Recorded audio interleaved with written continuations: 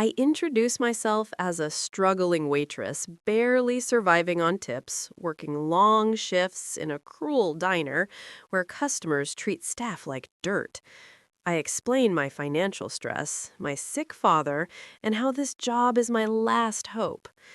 During a busy shift, I notice a frail old woman standing alone, ignored and mocked by customers and even my coworkers.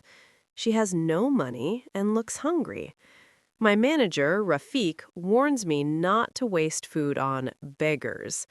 I hesitate, but end up feeding her anyway. People laugh. Someone records me. I feel ashamed, but also strangely calm. When the woman thanks me softly, something about her eyes makes me pause.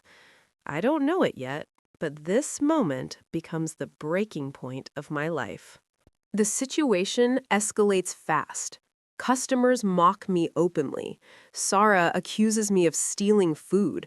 Rafik fires me on the spot to teach a lesson. I argue, my voice shaking, but no one listens. The old lady tries to defend me, but they mock her too. I walk out humiliated, filmed, jobless, and furious. Outside, I break down crying, questioning why kindness always costs me everything.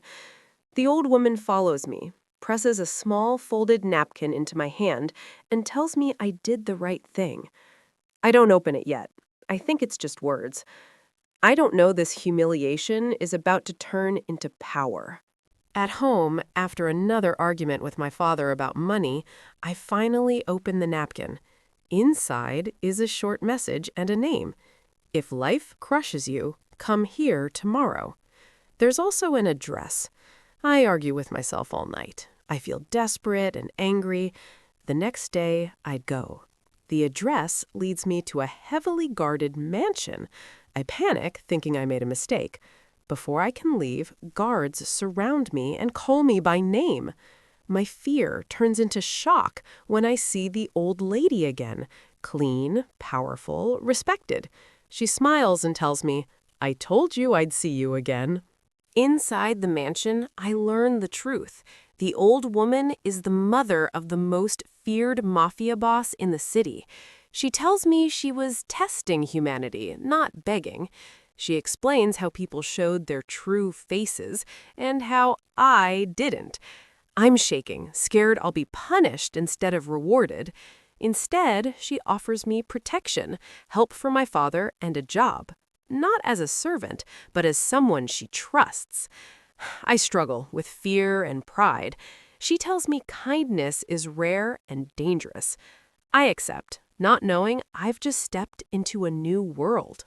My life changes slowly. I don't become rich overnight, but problems start disappearing. My father gets medical care. Bills vanish.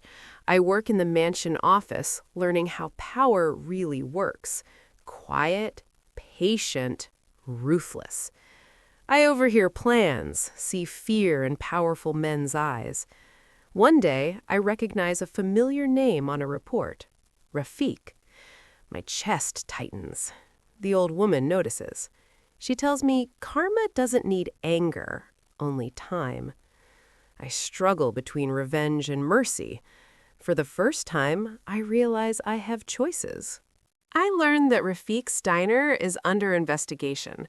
Sarah is fired and blacklisted.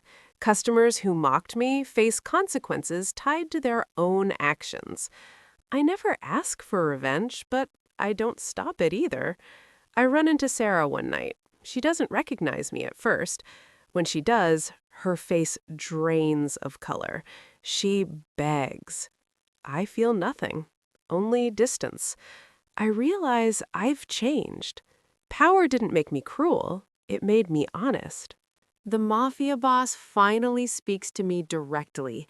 He thanks me for saving his mother's faith in people. We talk about fear, loyalty, and regret. He admits even he can't control karma. I tell him I don't want blood on my hands. He respects that. He offers me a future, education, safety, independence. I realized this isn't about romance or crime. It's about survival and self-worth. I accept my new path. The video of me feeding the old woman resurfaces, but this time with the truth revealed. Social media explodes.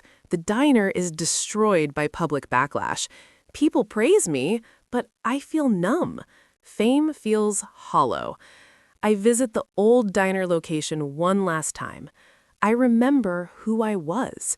I whisper goodbye to that version of me. I reflect on my journey. I still help people, but on my own terms.